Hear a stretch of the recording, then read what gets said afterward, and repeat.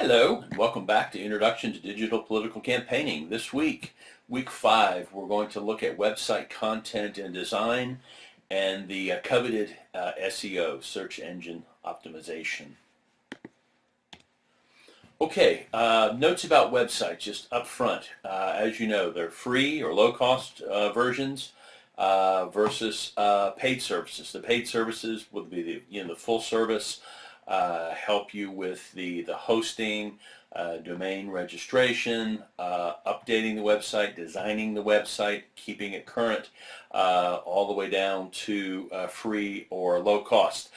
For our purposes, we're going to be talking about the free or low cost websites, and I'm partial to WordPress or Sway for the do-it-yourself versions. And as part of this week's assignment, you're going to be asked to create a WordPress or a Sway.com account and then do a blog entry about a issue in your local area that's got you excited or upset or as a point of concern. So you'll do the WordPress or a Sway account and then post the blog entry as part of this week's assignment. And also, up front, and this is very, very important, a stale or outdated website is arguably worse than no website at all. Just keep that in mind. If you're going to have a website for your campaign, you've got to keep it current or it really is counterproductive. Okay, preparing content for your campaign website. Before you even start preparing the content, you really need to map out where you want to go with your website. Do a plotted out and with the various sections and what text will go where. And after you're done plotting it out, there's two basic elements to a website we're going to talk about. One, text, and two, images. We're going to talk about the text first. For the homepage, welcome visitors. The homepage text, might change often, but to start, especially if this is a kickoff of a campaign, welcome visitors. Maybe do a letter announcing the campaign kickoff, the candidacy, why you're running, why your candidate's running, and what you hope to accomplish. And then you can, once you've done that, you can update the homepage accordingly. Okay, like I said, updated accordingly, show new developments, shift your focus, awareness, support, gathering, etc.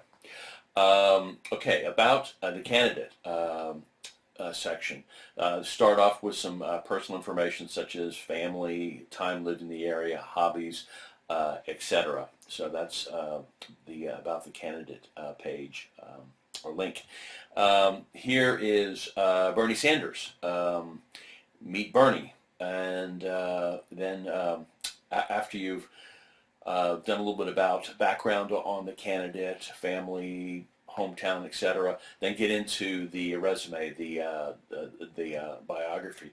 Keep it bullet pointed and keep it concise because you don't want to get too bogged down in text with the reader, with the potential voter. Electing someone is more than just whether or not they're qualified. They need to get to know your candidate and like them. So that's why the Meet the Candidate page is very, very important.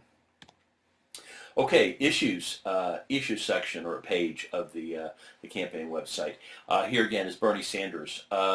It's called On the Issues. Now you notice the issues are in link form, so I would recommend doing links to the various issues, links to another page, rather than a long page of issues or a couple of pages.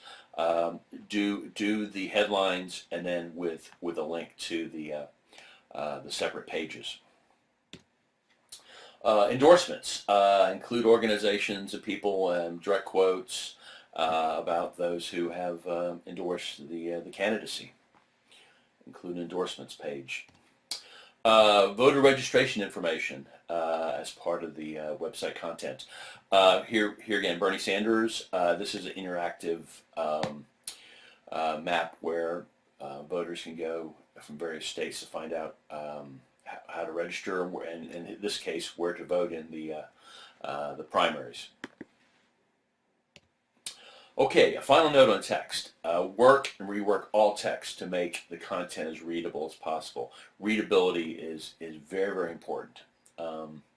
Okay, now shifting to images. Include one good headshot. Here's, I've shown this before. This is John Micah's homepage. Really nice headshot or a prominent shot of the candidate. Include images of recognizable landmarks, especially those in your area that are really important to voters, and use photos from public events, rallies, campaign stops, etc. Here, it's a collage of photos from Bernie Sanders campaign stops. Now, when using photos for endorsements, it's always a good idea to ask for permission first. If you're using the image of somebody to go along with their endorsement or quote, make sure you have permission for the quote and also for the image in the photo. And also make sure that your images are high definition or a high pixel count, so that when you load them to your website, they look crisp and clear, and there's no fuzziness or pixelation. So high quality, high definition photos. Okay, now I'd like to shift to social media tricks to get your campaign website on that coveted first page of a Google or SEO search engine optimization search. These are several tricks. Start a blog.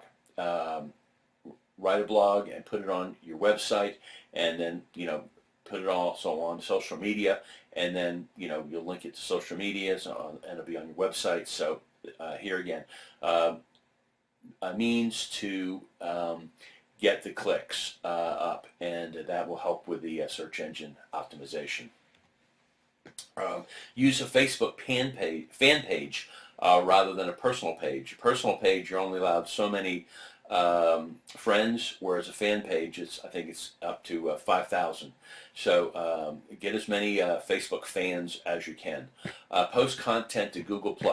Google+ really isn't that popular of a site, but Google likes it, and if the search is on Google, it will help with the SEO. Use YouTube and Twitter a lot, and Facebook a lot, and add all these social media links to your website.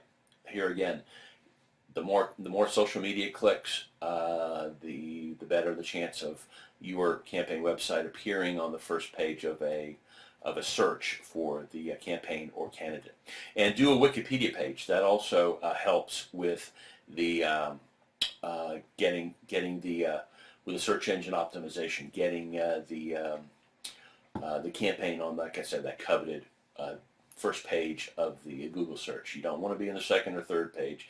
Try to get it on the first page. So that's about website content, design, and images.